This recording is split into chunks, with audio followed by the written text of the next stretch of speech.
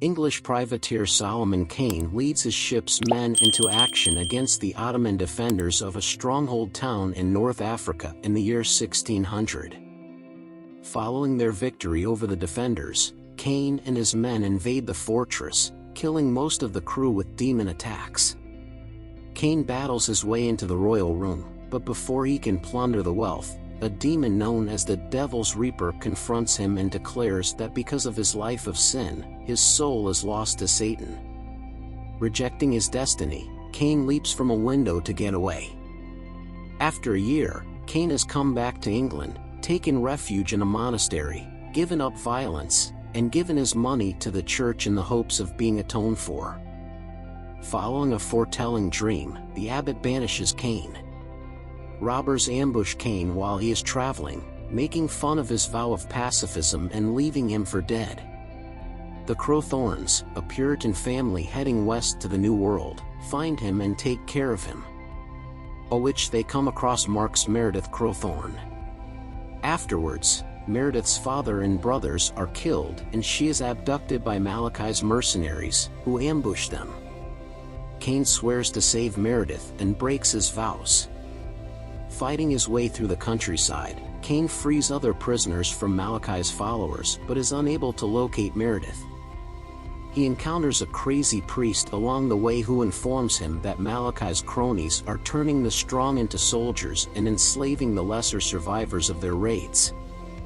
The priest tries to feed Kane to his ghoulish parishioners, but Kane escapes and confronts the bandits who had earlier attacked him, now corrupted Malachi's slaves.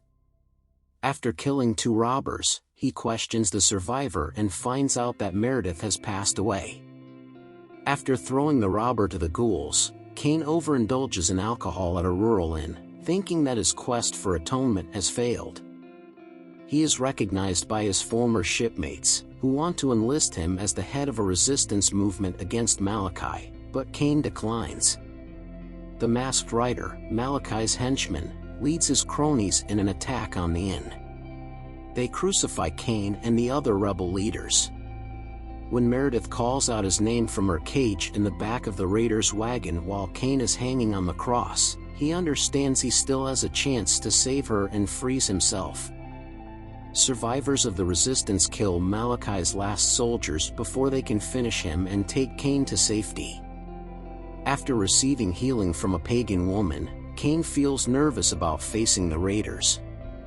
Prior to striking a deal with the devil, Malachi was a healer.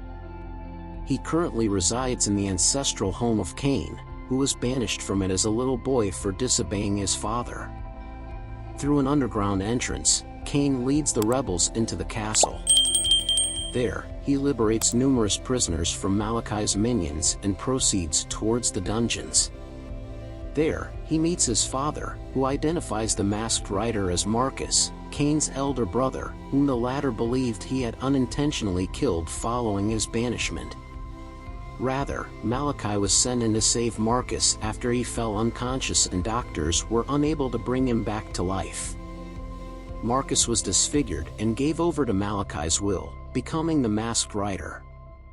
At his request, Kane kills his father with reluctance before going to the royal room to face Malachi. After discovering Meredith in a cage, Marcus stabs Kane in the back while she warns him of a trap. Despite Kane's best efforts to talk sense into Marcus's head, they end up fighting. Kane prevails by burning Marcus alive and beheading him. After using Meredith's blood to summon a demon that was sent to retrieve Kane's soul, Malachi kills the thing and offers himself as a sacrifice to shut the portal. The creature and Malachi are then drawn back through, leaving Kane asleep on the ground. When he wakes up, he tells Meredith that he has at last found redemption for his soul. Kane reunites Meredith with her mother and buries his father and siblings. He takes on a new task, traveling the planet and battling the powers of evil.